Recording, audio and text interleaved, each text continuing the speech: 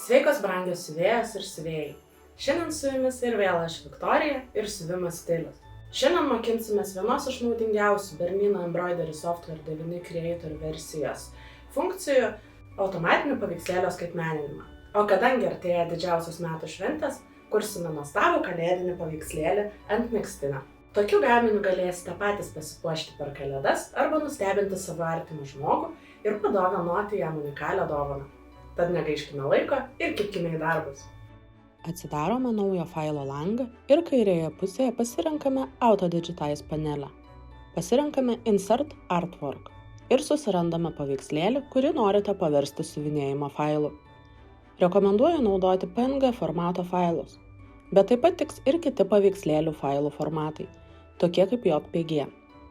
Pasimažinu paveikslėlį iki norimo dydžio ir įtempiu jį į lankelio vidurį. Šiandien apjungsiu du skirtingus paveikslėlius. Iš atidaryto failo naudosiu žodžius Merry Christmas.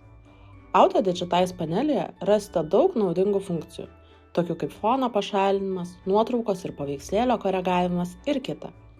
Tačiau apie šias funkcijas pakalbėsime vėliau.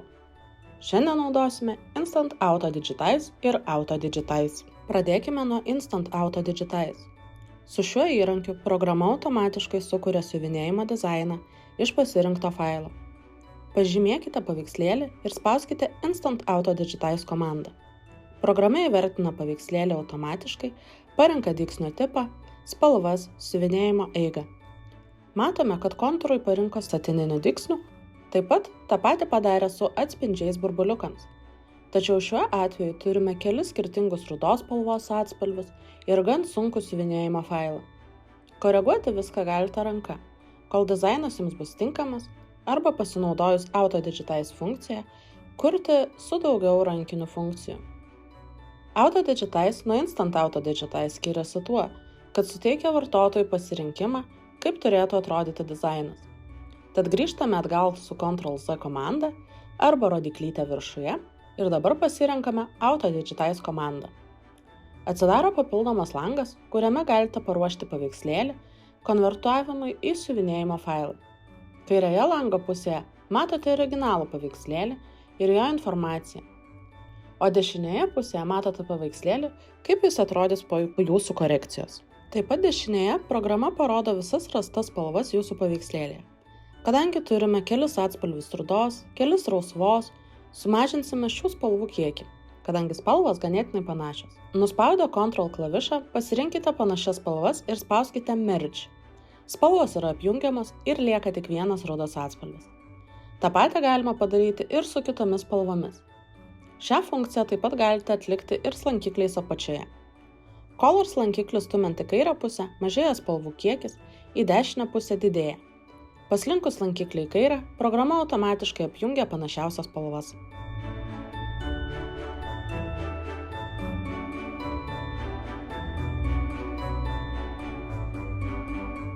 Pasirinkę kurią nors spalvą ir paspaudę Locate klavišą, programa išskiria šią spalvą iš dizaino ir parodo, kuriuose tiksliai vietose yra naudojama ši spalva.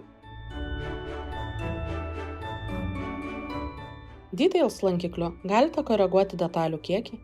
Jei pasirinkate didesnį detalių kiekį, programa paveikslėlyje paliks daugiau smulkių detalių, išsikišimų. Jei stumsite į kairę, šį detalių kiekį sumažins. Matome, jog turime nedidelį baltą rutuliuko išsikišimą, kad jį panaikinčiau stumis lankiklį į kairę ir programa automatiškai užpildo šią vietą ruda spalva. Kai failas paruoštas pagal jūsų poreikius, spauskite OK. Programa atidaro naują langą, kuriame konvertuosime paveikslėlį į siuvinėjimo dizainą. Matomas visos spalvos ir jų RGB paletės kodas, bei siuvinėjimo eiga pagal spalvas. Dešinėje pusėje galite perjungti, kad jums rodytų tikslų siūlų kodą pagal pasirinktas spalvas arba Bernino spalvų paletę. Taip pat galite pasirinkti jūsų naudojamus siuvinėjimo siūlus. Aš pasirinkusi puikios kokybės Mettler siuvinėjimo siūlus, kuriuos galite įsigyti pas mus siuvimo stiliuje. Apačioje galite pasirinkti detalių užpildo būdą. Aš renkuosi satininį, bei galite uždėti kontūrus kiekvienai spalvai pažymėję varneles. Mygtukais apačioje galite peržiūrėti, kurioje vietoje yra kuri spalva, bei koreguoti siuvinėjimo eigą pažymėjant spalvos ir stumdami spalvą mygtukais Move Up ir Move Down aukštyn ir žemyn. Kai visus nustatymus pasirenkate, spauskite OK ir jūsų paveikslėlis konvertuojamas į siuvinėjimo dizainą. Kadangi naudosiu tik tekstą, ištrinu sausaininę eglutę, Color Film lange dešinėje paspaudus ant paveikslėlio dešinį klavišą, galite paslėpti šį paveikslėlį, jei jo prireiktų ateityje. Dabar įkelsiu naują paveikslėlį ir pakartosiu visus veiksmus.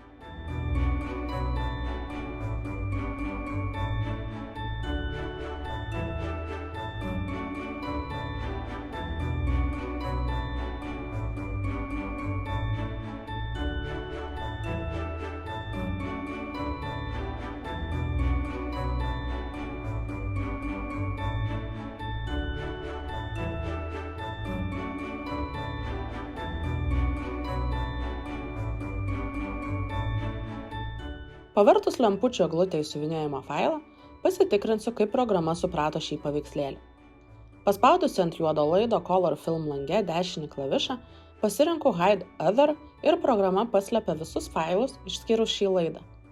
Kaip matote, po konvertavimo liko kelios šiukšlelės ant siuvinėjimo dizaino. Kai kurios detalės yra pavienės ir išplėtus Color Film langą, galiu šias šiukšleles rasti, pažymėti ir ištrinti šiame lange. Jas matysite kaip smulkius atskirus siuvinėjimo elementus. Pavienius išsikišimus ir elementus, kurie yra prijungti prie pagrindinio elemento, teks ištrinti rankiniu būdu. Pasirenkame korengavimo kursorių viršuje kairėje pusėje ir spustelime ant siuvinėjimo failo. Pažymime detalės, kurios mums nereikalingos ir spaudžiame Delete, programa sumažina ten esančių taškų skaičių. Taip teks padaryti kelis kartus. Taip pat reikėtų pažymėti šiuos taškus ir spustelėję už kvadratinių taškelių, tempkite juos link norimos pozicijos. Taip panaikinsime nereikalingus išsikišimus.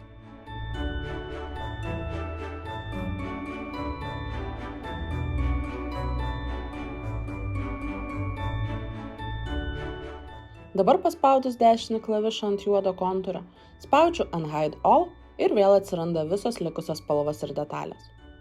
Aš ištrinsiu paveiksliukus, nes man jie nebereikalingi, ir pakoreguosiu dizainą pagal savo poreikius. O čia jau viskas priklauso nuo jūsų pasirinkto paveikslėlio ir jūsų fantazijų. Pradėsiu nuo spalvų koregavimo. Kadangi tai du atskiri failai, mano dizaine yra spalvų perteklius. Išjungsiu visas nenaudojamas spalvas apačioje dešinėje pusėje ir apatinėje meniu juostoje matau visas naudojamas spalvas. Kadangi siuvinėsiu ant juodo megztinio, juodam laidui parinksiu raidžių kontūro spalvą. Kad tai padaryti, pažymėsiu juodą laidą ir pasirinksiu apačioje norimą spalvą, tai yra baltą. Ta patį padarau su visomis spalvomis, kurias noriu pakeisti arba apjungti.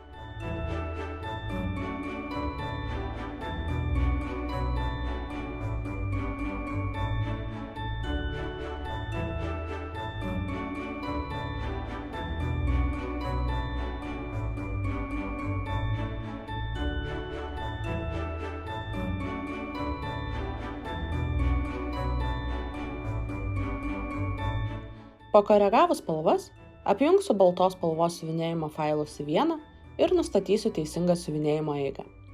Pakoreguosiu dydžius ir sulygiuosiu šiuos atskirus paveiksliukus. Kaip atlikti šias funkcijas, mokėmės 3 siuvinėjimo pamokoje.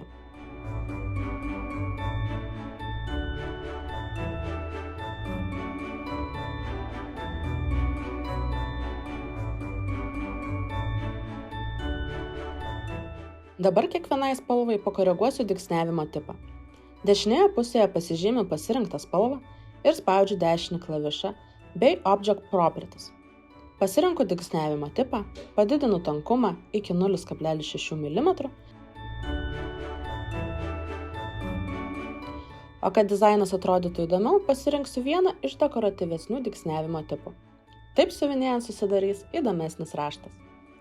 Effects panelėje išjungsiu papildomą dygsniavimą apačioje bei parenku Pull Compression dydį.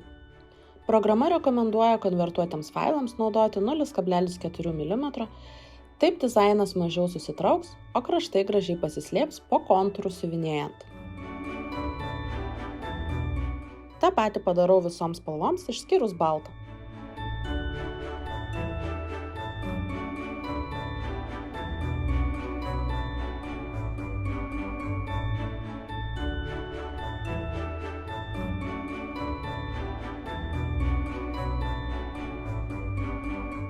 Kadangi baltos spalvos elementai bus siuvinėjami satininiu dygsniu, o jis susideda iš plataus dygsniavimo, taip sudarant satininį vaizdą, pasirinksiu Satin Special funkciją. Kadangi mano faile šis dygsnis eina skirtingais kampais ir kai kuriuose vietose šis dygsnis pakankamai platus, Satin Special funkcija tokiose vietose pridės papildomų dygsniavimo taškų, kad siuvinys būtų tvirtesnis ir nebūtų palaidų siūlų. Taip pat pakoreguosiu viską analogiškai ir Effects panelėje. Kai dizainas jau paruoštas, spalvos sutvarkytos, dygsniai pakoreguoti, pasitikrinu siuvinėjimo eigą ir jei viskas tvarkoje, išsaugau dizainą. Eksportuoju siuvinėjimo failą ir laikas siuvinėti.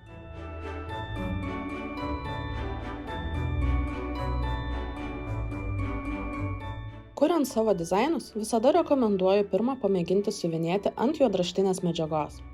Taip nesugadinsite galutinio gaminuko ir pamatysite, kokias klaidas darote, gal dizainą reikės pakoreguoti. Siuvinėkime. Aš siuvinėsiu su Bernete B79 Yaya Han Edition.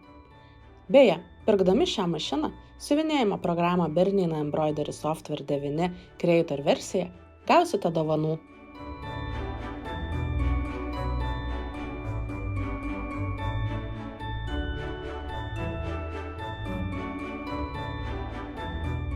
Ir štai, aš turiu pasiruošusi unikalų megztinį, kuriuo pasipuošiu Kalėdų dieną. Tikiuosi, pamoka buvo jums naudinga. Komentaruose rašykite, ką norėtumėte išmokti toliau. Nepamirškite užsiprenumeruoti mūsų kanalą, paspausti like, jei norite daugiau tokių pamokų. Iki ir sėkmės kuriant savo unikalius dizainus.